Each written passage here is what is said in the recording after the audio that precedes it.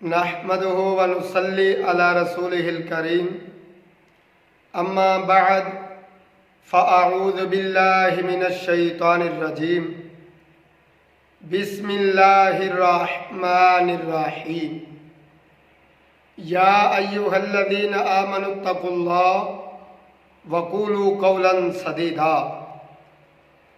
अज़ीज़ दोस्तों, जिस तरह के अक्सर आप में से जो लोग मुझे सुनते रहते हैं, मेरे बयानात सुनते हैं, वो जानते हैं कि आलुल हदीस जब आपस में बाहम दस्तो गिरबां हों, उस वक़्त दिली दुख पहुंचता है कि जब भी अहले हदीसों का आपस में शख्सियात का या तंजीमों का तनाज़ा हो। मैं हमेशा ये कहता हूँ कि जितनी भी आलुल हदीस तंजीमें हैं या शख्सियात हैं, वो कोई भी काम करते हैं, अमल करते हैं, अगर आप उनसे इख्तलाफ करते हैं तो दलाइल से और आसान अंदाज से कर लें। कोशिश करें कि बाहमी आपस में गुफ्तगू कर ली जाए, पर्सनल में एक दूसरे को अपना नुक्ता नज़र समझा दिया जाए।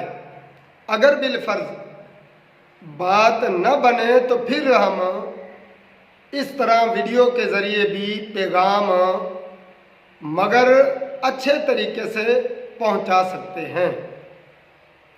लेकिन अफसोस के साथ ये बात करना पड़ेगी, अब यहाँ इस वीडियो को देखने के बाद कुछ लोग शोहरत का इल्ज़ाम लगाएंगे, कुछ लोग पैसा कमाने का इल्ज़ाम लगाएंगे, कुछ लोग तानो तशनीक करेंगे। लेकिन जो लोग हमें जानते हैं उन्हें पता है कि हमने कभी भी आलुल हदीस तंजीम या शख्सियत पर तनकीद बराए तनकीद नहीं की। अगर हम चाहते कि इसके ज़रिए सिर्फ पैसा कमाया जाए तो मेरा चैनल खंगाल मारें, चैनल को खंगालें, देखें कि वहाँ आपको सारे जो बयानात हैं वो इख्तलाफी मौज़ूआत पर हैं।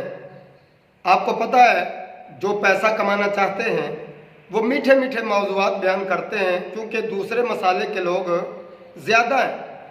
तो इसलिए अगर मैं चाहता सिर्फ पैसा कमाना तो लोगों की तरह पैसे देकर चैनल को मोनेटाइज करता या पैसे देकर व्यूज़ खरीदता या सब्सक्राइबर खरीदता, मगर ऐसा नहीं है। हर एक को पता कि मैं दिन रात मेहनत करता हूँ और मैं ये बात सरेआम खुलेआम कहीं भी कर सकता हूँ। लेकिन जो शॉर्टकट रास्ता इख्तियार करते हैं उनसे पूछें, उन्हें कहें अल्लाह को हाजिर नाजिर करके बताएं कि सब्सक्राइबर व्यूज़ कैसे किस तरह क्या हुआ, तो उनका जवाब कुछ नहीं होगा। चैनल भी ख़रीदे हुए, व्यूज़ भी ख़रीदे हुए और इस तरह क्या कहते हैं कि सब्सक्राइबर भी ख़रीदे हुए। तो बहरहाल जो पैसा कमाना चाहते हैं, झूठी शोहरत हासिल करना चाहते हैं, वो इस तरह के गलत तरीके, गलत फेक रास्ते इख्तियार करते हैं। और जो अल्लाह पर यकीन रखते हैं, सच्ची और दुरुस्त बात करते हैं, वो हमेशा सही रास्ता इख्तियार करते हैं। तो बहरहाल मैं बात कर रहा था हाफिज़ उमर सदीक साहब हाफिज़हुल्लाह ताला, सब जानते हैं मैं उनसे कितनी मोहब्बत करता हूँ, उनका कितना एहतराम करता हूँ, उनकी इज़्ज़त करता हूँ। मगर दूसरी तरफ अल्लामा इब्तिसाम साहब हाफिज़हुल्लाह ताला, वो भी हमारी जान है, हमारे मसलक की पहचान है और बातिल पर वो चमकती हुई खुल्लम खुल्ला तलवार है। अब मसला क्या है?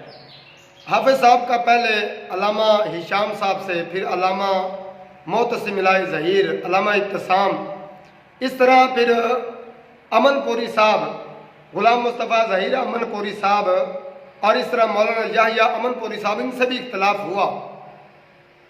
हम हाफिज़ साहब से कहते हैं कि आप एक बिल्कुल एक साइड वाली लाइन, गरम लाइन इख्तियार ना किया करें, नुक्ता नज़र बयान करें।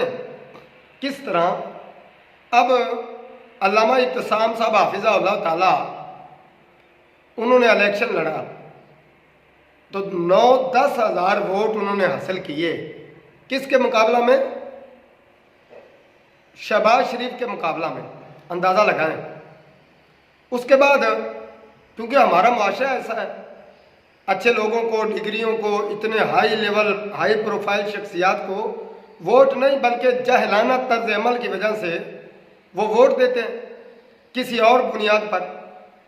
تو اسی طرح علامہ صاحب کو جب شکست ہوئی اس مروجہ جمہوری نظام کے تحت، حافظ عمر صدیق صاحب نے ایک تحریر لکھی ہے جو اب آپ کی سکرین پر بھی موجود ہے.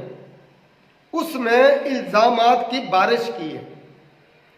ایک الزام یہ لگایا کہ آپ جمعیت اہل حدیث نہیں چلا سکے، مرکزی جمعیت اہل حدیث میں آپ نہیں رہ سکے، اور اسی طرح آپ نے قرآن و سنت مومنٹ بنائی تاکہ دیوبندیوں بریلویوں کے ووٹ حاصل کیے جا سکیں. تو اس طرح اور بھی بہت کچھ کہا. ہم حافظ صاحب سے سوال کرتے ہیں کہ اگر آپ صرف درست بات کرنے کی اور سٹریٹ فارورڈ بات کرنے کی شخصیت کے حامل ہیں تو جن بنیادوں پر علامہ ابتسام پر آپ اعتراض کر رہے ہیں تو انہی بنیادوں پر علامہ ساجد میر صاحب حافظہ اللہ تعالیٰ ان پر اعتراض کریں. سوال کریں کہ آپ متحدہ مجلس عمل میں MMA میں آپ شیعوں کے ساتھ کیوں بیٹھے اور باقی اتحاد مختلف اوقات میں کیوں بنائے، نواز شریف کا ساتھ کیوں دیا. ہم اعتراض نہیں کرتے، مجبوریاں، ضرورتیں، وقتی مصلحت، ہم یہ بات کرتے ہیں. لیکن آپ جو اعتراض کر رہے ہیں تو پھر جس طرح علامہ ابتسام صاحب پر آپ سوالات کی بچھاڑ کر رہے ہیں تو ان پر بھی کریں، ورنہ پھر ہم سوال کریں گے. بتائیے علامہ ابتسام صاحب نے اپنی پوری الیکشن مہم میں کہاں کمپرومائز کیا ہے، کہاں انہوں نے نرم لائن اختیار کی. مثلا انہوں نے علل اعلان ختم نبوت کی بات کی، علل اعلان دفاع صحابہ کی بات کی، علل اعلان منکرین حدیث کو، منکرین صحابہ کو، ختم نبوت کے ڈاکوؤں کو للکارا. تو پھر اتحاد کیا تو کس بات پر؟ صرف اس بات پر کہ آئیے دیوبندی، جماعت اسلامی، اہل حدیث اکٹھے ہو کر آپ دفاع صحابہ کے نام پر ایک بندہ منتخب کریں اور ان کی حمایت کریں. اس میں حرج کیا ہے؟ دیوبندیوں سے ووٹ لینا اور اس طرح جماعت اسلامی سے ووٹ لینا کیا یہ گناہ؟ تو پھر ہم آپ سے سوال کریں گے. آپ کہتے ہیں مرکزی جمعیت میں، جمعیت اہل حدیث میں کیوں نہیں رہے؟ بھائی مرکزی جمعیت میں وہ موجود تھے، انہوں نے نقطہ نظر کا اختلاف کیا، کمپرومائز نہیں کیا جس طرح آپ کمپرومائز کرتے ہیں. آپ کا نقطہ نظر کچھ اور ہوتا ہے لیکن صرف اور صرف مجبوریوں کی وجہ سے، امیر صاحب کی اطاعت کی وجہ سے آپ اپنے موقع پر کمپرومائز کرتے ہیں، جبکہ علامہ صاحب خود دلائل کی بنیاد پر اڑ جاتے ہیں، کمپرومائز نہیں کرتے. اس لیے وہ کسی جماعت میں موجود نہیں ہیں، انہوں نے اپنی جماعت بنائی ہے. اگلا اعتراض کہ آپ نے اہل حدیث لفظ کو کاٹ دیا ہے. بھائی قرآن و سنت مومنٹ یہ کیا ہے؟ کیا قرآن و سنت کا مطلب اہل حدیث نہیں ہے؟ کیا قرآن و سنت اہل حدیثوں کی نہیں ہے؟ کیا قرآن و سنت کا مطلب کچھ اور بنتا ہے؟ خدا را بس کر دیں. آپ کبھی اپنی ٹانگ اٹھا کر جہاں بخاری شریف پڑھی ہوتی ہے، میز پر امر پوری صاحب جو آپ کی باپ کی عمر کے ہیں، وہاں آپ کے موقف کو ہم نے درست کہا، اس کے حق میں ویڈیو بنائی جس کو ہزاروں لوگوں نے دیکھا، لیکن آپ کا انداز غلط تھا. آپ نے یہ لائن اختیار کی اور آج آپ علامہ ابتسام کے ساتھ بھی یہی رویہ اختیار کر رہے ہیں. کیا یہ صلہ دے رہے ہیں ان کی قربانیوں کا؟ آپ کہتے ہیں آپ کی قربانیاں نہیں ہیں، آخری زندگی میں آپ جی دین کے لیے توبہ طائب ہو جائیں. کتنی قربانیاں اور کیا قربانی مانگتے ہیں؟ آج اگر چند بڑی شخصیات جن کی جان کو شدید خطرہ ہے ان میں شامل ہیں تو علامہ ابتسام ہے. ہم آپ کی خدمات، آپ کے لیے، آپ کی جو مسلک کے لیے قربانی ہے، ان کو ہم خراج تحسین دونوں ہاتھوں سے سیلوٹ کرتے ہیں، لیکن یہ بھی اجازت نہیں دیتے کہ آپ اہل حدیثوں کے درمیان اس طرح شدت اختیار کریں.